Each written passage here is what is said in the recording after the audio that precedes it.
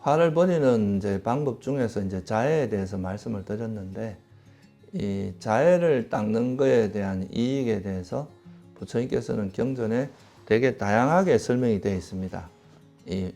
그러니까 자해심을 일으켰을 때 어떤 이익이 있는지, 이 자해라는 마음 자체가 그 타인에 대해서 되게 행복하기를 바라고, 타인이 이익을 얻기를 바라고, 영광을 얻기를 바라는 이런 되게 이제 우호적이고 되게 이제 좋은 마음 상태이기 때문에, 이 자해를 일으키는 것 자체에서 오는 그 본인에게 오는 이익도 굉장히 많다고 말씀을 하셨는데요. 특히 이제 경전에 보면 이 자해를 일으키는 거에 이런 되게 많은 이익이 있다라고 설하신 그런 경전이 있습니다. 안구따르니까에 보면은 이 자해경이라는 경이 있는데요. 거기 보면은 그런 자해심을 우리가 개발했을 때 오는 그 이 화를 버리고 자해를 많이 개발하면 이러이러한 이익이 있다고 말씀을 하시는데, 거기에 대해서 제가 좀 간단히 소개를 드리겠습니다. 첫째는 이 자해심을 평소에 이제 개발을 많이 한 사람, 화보다도 화를 버리고 자해심이 많은 사람들의 아주 큰 이익 중에 하나가, 첫째, 잠을 아주 편안하게, 잠에 아주 편안하게 든다고 하죠. 잠을 잘 때 보통 이제 요즘 제가 사람들을 많이 만나 보면 그 사람들이 많이 겪는 괴로움 중에 하나가 잠을 잘 못 드는, 그러니까 여러 가지 이유가 있겠죠. 뭐 잠자기 전에 뭐 핸드폰을 너무 가지고 논다거나.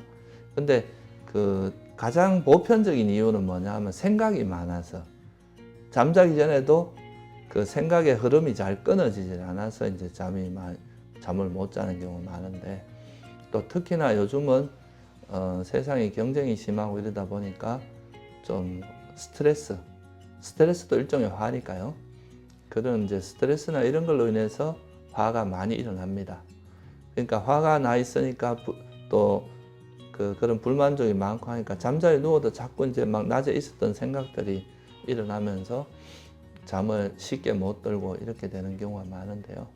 이 자해심을 일으켜서 그 화를 자해심으로 대체를 함으로써 화가 이렇게 가라앉게 되면은 잠자리에 누워서 그런 이제 번뇌로 인한 생각이 훨씬 줄어들기 때문에, 그래서 이제 잠을 잘 때도 되게 편안하게 잔다고 하고요. 잠을 쉽게 잠에 들고, 또 잠에 쉽게 들 뿐만 아니라 잠을 자는 도중에도 편안하게 깊이 잔다는 거죠. 보통은 이제 잠잘 때 낮에 좀 안 좋은 일이 있거나 이러면은 가위 눌리거나 악몽을 꾸거나 이런 일이 많잖아요.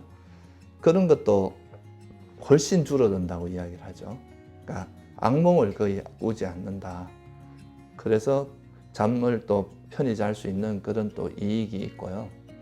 또 하나는 그 잠에서 깰 때도 개운하다는 거예요. 왜냐하면 잘 때 편안하게 자니까 피로가 잘 풀리고, 그래서 이제 잠에서 깰 때도 아주 편안하게 깰 수 있다.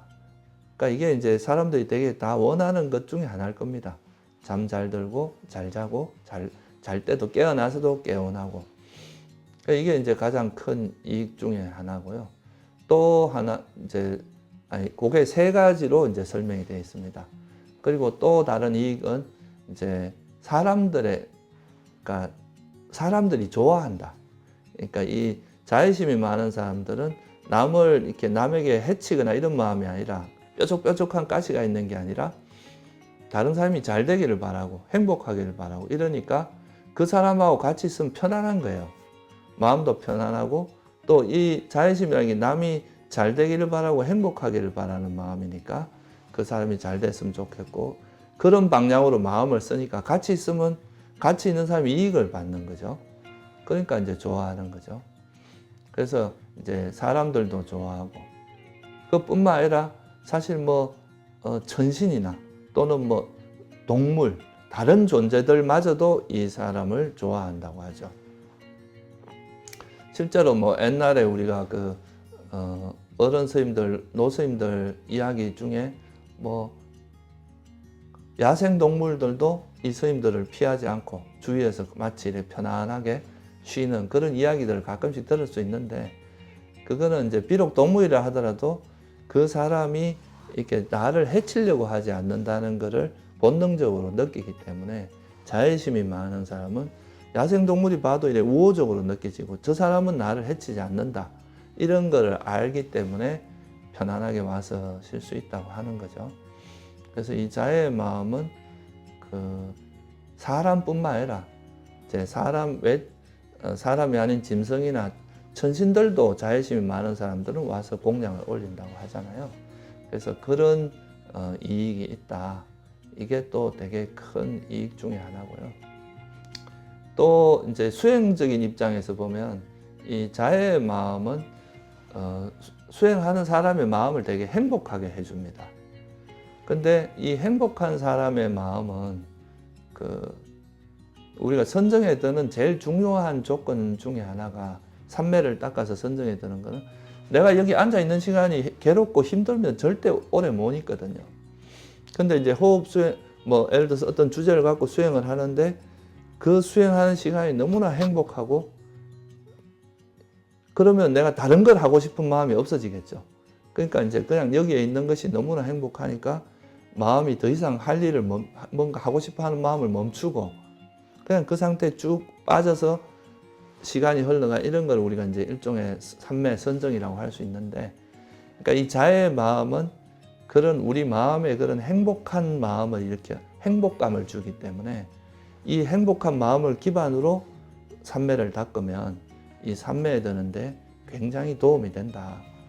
그래서 보통 우리가 이제 호흡 수행을 통해서 이제 삼매를 닦을 때도 자선을 하고 이제 앉아서 호흡 수행하기 전에 한 5분이라도 이 모든 존재들이 건강하고 행복하기를 또는 내 자신, 내 마음이 행복하게 이런 이제 자애 수행을 한 5분 정도 하고 나서 수행을 했을 때 훨씬 더 효과가 좋습니다. 그래서 이제 그런 자애심이 많은 사람은 삼매에 쉽게 든다. 이것도 굉장히 큰 이익 중에 하나입니다. 그리고 이제 삼매 만약에 그렇게 해서 선정에 들었다. 이제 초선, 2선, 3선, 4선 이런 이제 깊이 있는 선정에 들게 되면 그걸 조건으로 해서 이제 이 존재는 다음 생에 새끼나 무새끼, 아니 새끼에 태어날 수 있는 그런 조건도 될 수 있습니다. 범천에 태어나는. 그래서 이 자애심을 사무량심이라고 하기도 하고 사범주라고 하기도 하거든요. 그러니까 이제 범천에 머무는 고귀한 마음이다. 그래서 경전에도 보면 이 사무량심을 닦아서 범천에 태어나는 그런 이야기가 자주 나오거든요.